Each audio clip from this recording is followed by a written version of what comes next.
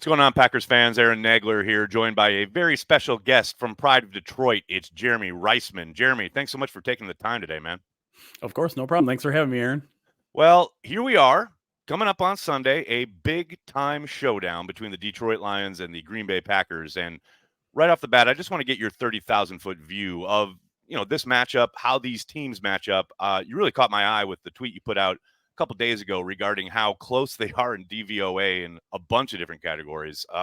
What is your feeling heading into this game? I imagine it's got to be pretty good because, damn, Detroit's playing some really good football. Yeah, I think that's it exactly. This would not be the greatest time, I would say, to face the Lions. There are certain reasons why it is. Jameson Williams with his suspension, and there's a lot of issues at the edge with the Aiden Hutchinson injury and a couple other things going on there. But yeah, you nailed it. This is a really, really tight matchup, and I guess that's what happens when you have two top 10 teams going against each other, right? Like they're going to match up tightly because really both teams do a lot of things well. There really isn't a glaring weakness, I would say, for either of these football teams. And so I as we get later in the week here and we start to look at the weather, then you're like, well, now it's going to be a ground game. Does that, I think, again, like, it's not like Detroit hasn't run the ball well. You know what I mean? Right. Right. Pretty much both leans into their strength. Right. Like this is it's starting to feel like a Josh Jacobs versus David Montgomery game. And that's a strength for both teams, which should lead to some really, really interesting football this weekend. I'm thinking, going through the week and trying to parse the injury reports and who's going to play, who's going to be up, down, etc. I come down to exactly what you're talking about. It does feel like this is a game that's going to be decided on the ground. And look, I know Packers have been kind of up and down defending the run, but man, the Lions, that's a major issue. And the way Goff is able to work the passing game off of the running game, he's been incredibly efficient. That, I don't need to belabor that point, but I found it fascinating to see Bill Belichick earlier this week talking about you can't stop them. I mean, it literally gets to the point where they have so many different ways of hurting you, and they are, Williams being down, etc. But they have so many different types of kind of approaches that, and obviously Johnson drawing up the nonsense every single week, seemingly, where he has another trick play up his sleeve. But I mean, that's why I come back to the idea of probably the only way you can slow them down, because you're not going to stop them, is to run the ball, take the air out of the game, and keep the offense on the sideline. To me, that's the Packers' one kind of path to victory here, because you look at their games, they're such a quick strike offense. It doesn't really matter how much you play keep away because they can get up and down the field in a hurry, but that seems to be your one shot. Yeah, I would say that's totally accurate. The Lions are capable of grinding out those 13 play drives if they want to, but they also have those playmakers that can hit the long runs, the long passes, all that sort of stuff. And so, yeah, I think your best bet is to keep the Lions offense off the field. And I think that the Packers have a decent job of chance of doing that, I should say, because while the Lions notoriously have had very good run defenses, they are so beat up on that front seven that they haven't been particularly good at it over the past 3 or 4 games here. Yeah. Aiden Hutchinson, for all the sacks that he gets, he's also a really, really good run defender. Marcus Davenport was a really good run defender as well. Josh Paschal is a guy that we're not sure whether he's going to play in this game or not. He's probably a pretty good run defender. And then you also lose a nose tackle or two in this time, a linebacker or two. Malcolm Rodriguez is probably not going to play in this game. So that front seven is vulnerable right now. And so that's why I kind of think this is very much, like I said, a Josh Jacobs versus David Montgomery game. These teams are going to try to run the ball a lot, and I think both teams are going to find a pretty good level of success. Do you suspect or do you expect the Packers to kind of get into their bag, so to speak, pressure-wise? Because you look at the offensive line, you look at the passing game, man, that is a wall in front of Goff, and it's enabled him to do what he's done efficiency-wise, because he's usually able to plant his foot, find his guy, and let the ball out. But when he does have to hold it, say get deeper into the progression or maybe even break contain, it's not like he's running for his life. He almost always has a plan or an ability to escape, but it's because things are formed so well in front of him. So I would suspect at some point they got to expect pressure from the Packers. Yeah, I mean, the Lions actually haven't been great in pass protection in the last couple of games. They've given up 8 sacks in the last 2, and I think 15 in the last 5. So kind of uncharacteristic there, but they haven't let it hurt them in the long run because Jared Goff has been smart. He's been taking the sacks instead of forcing the ball downfield into tight coverage. He's been getting rid of the ball sometimes. And then But this matchup is just, it's fascinating to me because the last time these two teams faced, like, they were all over Jared Goff, They and it were, yeah. absolutely wrecked the Lions' game plan. But then I look at some of the pass rushing efficiency from Green Bay this year, and it's not the same. We're not going to talk about that, Jeremy. We're not going to discuss that. It's been ugly. That's what I mean when I talk I about just like don't get trying it to though. send Like, 4. We can't. The yeah, Packers cannot get home with 4. They can't do it. uh, but the issue too is Jared Goff has become such a good pre-snap quarterback. Right. That, you look at Minnesota, a team that brings a ton of heat, and Jared Goff has just absolutely torched Brian Flores' defense 3 times in a row now.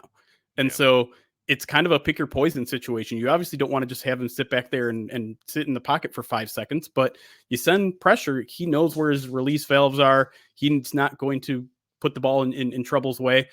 Now, he has fumbled 4 times in the last 2 games, and the Lions have recovered every single one of those. And that's how the Packers got him last year.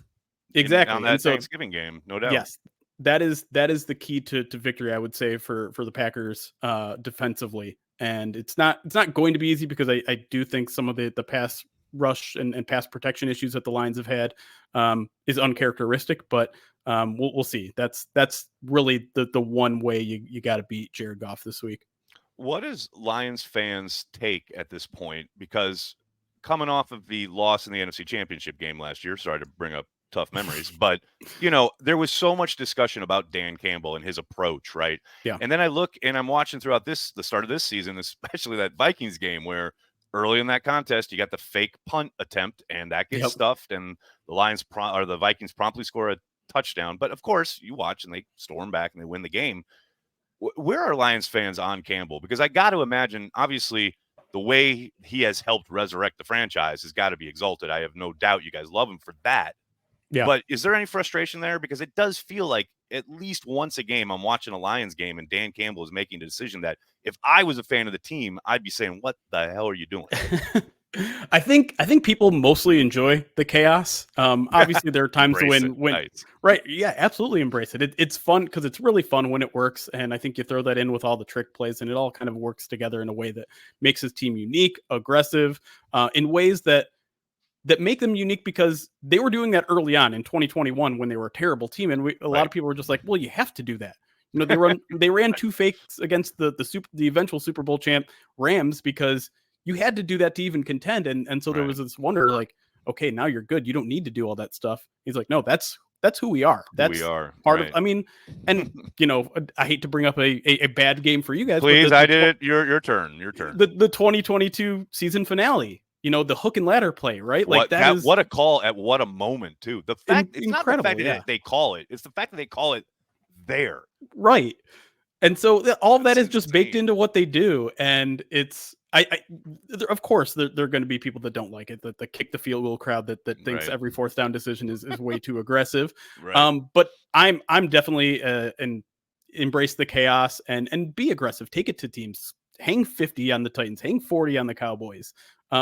It's to me the risk is normally worth the reward here because the Lions have also just been so good at fake punts, at trick plays. The efficiency that they have in those plays is crazy, especially when you see, what was that fake play on Monday night where they just, I can't remember what the situation was, but they snapped it and it was immediately dead. Like, the Lions make these trick plays look incredibly easy, and that's why I'm at least totally in favor of just milking it every single week. Yeah, the Giants running a trick play was a sight to behold. What I love about that play, as a total offshoot here, what I love about that play is the entire kind of group out there, supposedly out there to block, is looking in because they're on the road. Right. Like, you're on the road and you're running a play where the dudes out there can't hear the snap count. So they're all looking in, and the guy on defense can see the snap before they do. That was hilarious. I mean, that's just outright hilarious. But that's Detroit would never do that because they seem to be very well coached and very put together, so to speak. Looking at the Packers offense trying to attack this Lions defense, how much this is something that the more I kind of dove into the Lions this kind of week leading up to this game, I've been wondering this particular question, and I think you probably have a very knowledgeable answer for me. How much of the defense, because it obviously seems like an offensive-led team. They have been very good on offense, extremely efficient. And the defense, whenever you talk about it, obviously before Hutchinson went down, it was all about him. Like, we talked and heard so much about the season he was having, certainly seemed to be on his way to Defensive Player of the Year. Even within that, though, how much is the defense propped up by the offense? And I mean that to say, you've seen them kind of, all right, they may not have the greatest pass, quote unquote, defense in the world, numbers wise, right? But how Yeah. much of that is because teams are having to throw because they're behind, because the Lions are pouring on points each and every week? Yeah, I mean, I think that's definitely true for a couple of games like the Cowboys and the Titans game were obviously blowouts that those teams were forced to throw pretty much the entire second half. Mm-hmm. The rest of the schedule really isn't like that. The Lions didn't really run away with any of their other games. A lot of them were even down to the wire. So the one thing I will say that the offense is definitely impacting the defense is field position, right? Not only are they constantly not turning the ball over and giving short fields to the defense, but they've got a really good punter. Their special teams are really important to them. So they're not giving up big returns. They're not giving off big kickoff returns, things like that. So field position wise, I think that matters. Otherwise, I almost like the Packers defense. I almost feel like a lot of some of the issues that they have on that side of the ball are just being masked by their incredible rate of forcing turnovers. Right.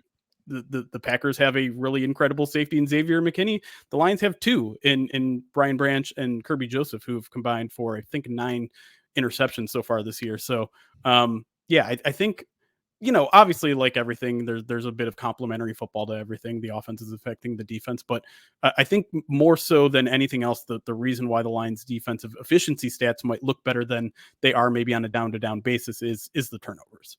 Well, we mentioned it at the top, but there's a possibility, and it sure seems like it's trending this way, for Sunday to be a bit of a rain game, a bit of a weather game. And is this, I mean, I heard someone say this, and I kind of did a cursory kind of look, and I'm like, oh, I think that's right. But is this Jared Goff's first game outdoors this year? I mean, I know we joke a lot about outdoor Yeah, golf around these right. parts, but I mean, he does seem to be a bit of a different animal in the elements, out of the Sure. domes.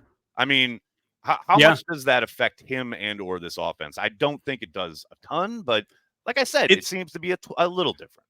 Yeah, it's kind of hard to say because the sample size is so small playing in Detroit, right? Yeah, I you mean, got he 8 just of doesn't those, play a lot of right? outdoor games. I think he plays 2 more the rest of the way, and I believe this is his first in Chicago, and Yeah, uh, I'm not sure the other one, but right. yeah, like the sample size is small, but like if you go back to his LA days, the stats don't look great for outdoors. I think for a while there was a narrative, if it's below 32 degrees, his Oh, pass all rating that, drops right, this amount. Like, right.